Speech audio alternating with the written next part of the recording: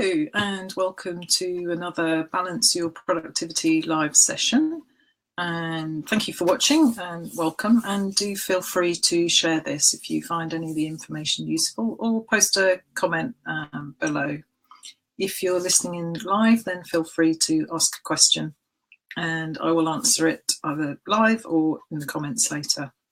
So each week I share information on a particular topic, and this week's topic is distractions, how to manage the distractions and interruptions in your day. My name is Claire Evans and I'm a time management and productivity and balance coach. So the reason I wanted to discuss distractions is because one of the topics that I've been covering in these sessions has been about how you use your time and how much time you waste. And one of the surveys and the research I was doing last year was around the amount of time that we waste, and distractions and interruptions to our day waste a huge amount of time. On average, we probably waste between 1 to 2 hours a day on distractions and interruptions. If you think of the number of times that you get distracted in a day, you might get interrupted while you're working, and all that time that it takes to deal with whatever's interrupted or distracted you, and then to get back to the work, you're breaking that flow that you're in at the time, and it takes several minutes to get back to what it is you were working on. And we get interrupted several times in an hour, and that all adds up to around 1 to 2 hours a day. So if you think about how that relates to what I was talking about previously about valuing your time and what your time is worth, wasting just 1 hour a day over the course of a year, thinking about the number of days, working days that they are, you're talking about £3,500 a year for all that wasted time, just looking at the average salary here in the UK, which is around £16 an hour. If you charge a lot more than that, say £50, you're looking at £11,000–12,000 a year that you're wasting if you're wasting just 1 hour a day. So it's really useful and very helpful to manage your productivity and how much more you can get done if you can manage those distractions. And it also helps to free up a lot of your time. When we say we don't have enough hours in the day, if you're constantly distracted, you're wasting a lot of that time. So what are the main sources of distraction? And there are two key areas that we get distracted, and it's around our internal and external distractions. Internally are the thoughts that are going in our heads that just interrupt us while we're thinking about something else or working on something else. It can be boredom. We get distracted if we're not particularly motivated or into whatever it is that we're doing. Hunger, thirst, that's going to interrupt us, and other various distractions on an emotional level. If there's something else that's going on for you, that's going to distract you. Externally, we get distracted by all sorts of things. There's obviously phone calls, when the phone rings, email, constant source of distraction for a lot of people. Social media, something else that's come in. The internet generally, and our environment, particularly if it's a noisy environment. If you're working in an open office environment, that can be very distracting. And the other people around us, whether it's the people that we live or that we work with, are interrupting what we're doing, asking questions. That sort of classic, have you got a moment? Can I just have a quick word? All those sorts of things are going to interrupt our day.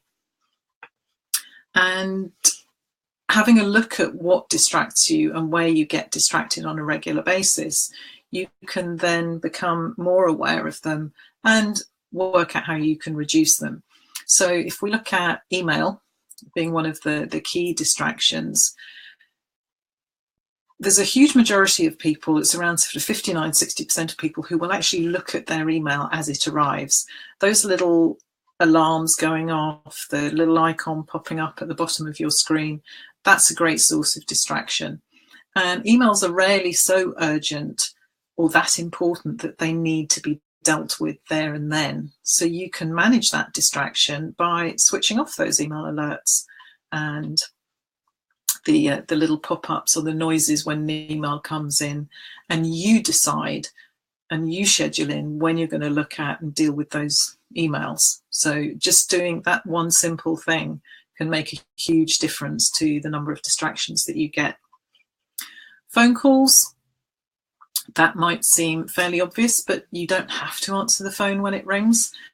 Again, if you're expecting a call, then you can obviously answer the phone, but otherwise just let it go through to voicemail. So although you're going to be distracted by the ringing phone, you can at least not then take time out to answer it, find out what's going on, and then get sucked into another conversation. You can then call that person back at a time that is more suitable and finish off what it is that you were working on.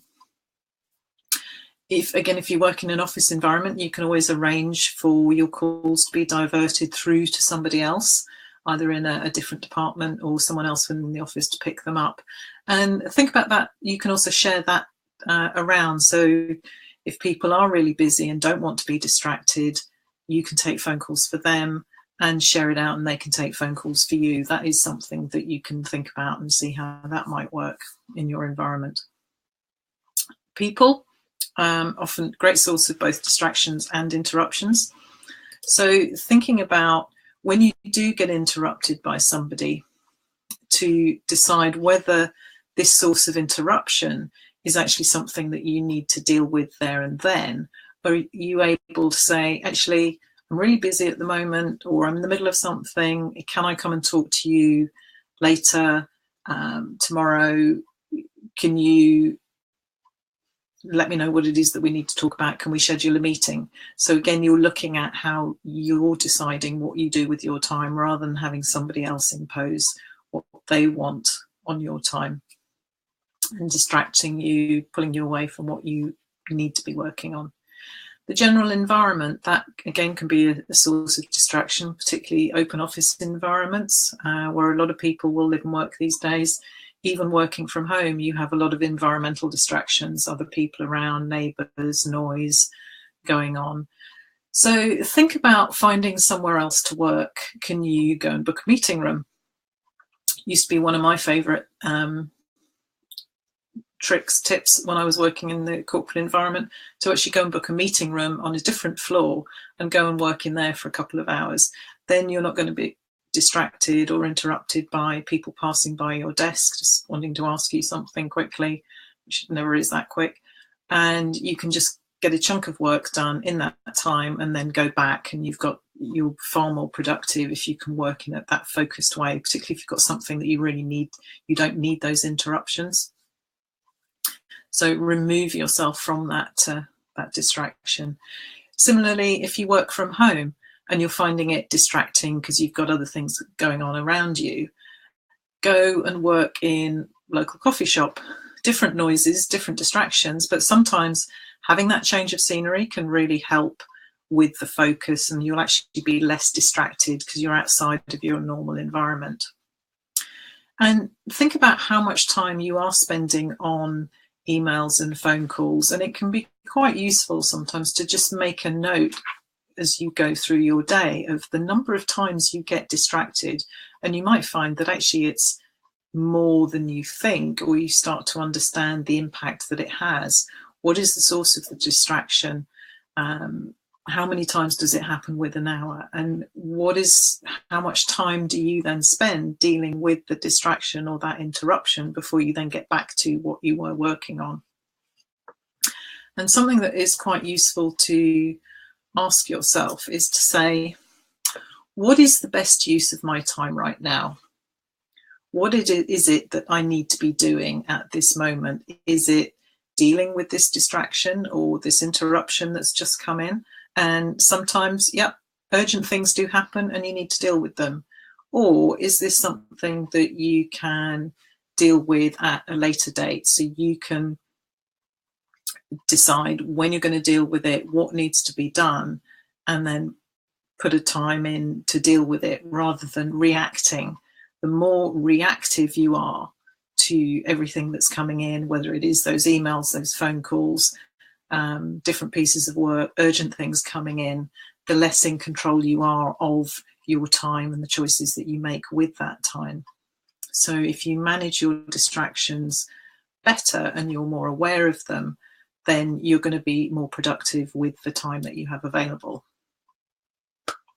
So that is a fairly sort of quick and easy sweep around distractions and interruptions and what you can do and how you can manage them. So if you have anything specific that you would like to ask, then feel free to add a comment, or also get in touch if there's anything in particular that you would like me to cover in these sessions, any particular challenges that are coming up. So in the next session, I would like to discuss email, which I touched on earlier. Might take a couple of sessions for us to get through those, but it is one of those things that is key to a lot of people's workflow, the amount of time they spend on it, and we'll cover some simple and easy ways of managing your inbox and the flow of email that's coming in. So that's for next time. If you have any comments, feel free to add them. And if you would like to take the free time quiz, that's a way of checking where you are at the moment and highlighting some of the areas that you might need to look at. And you can find that on my website, www.claireevans.co.uk. So until next week, stay productive and I'll see you then.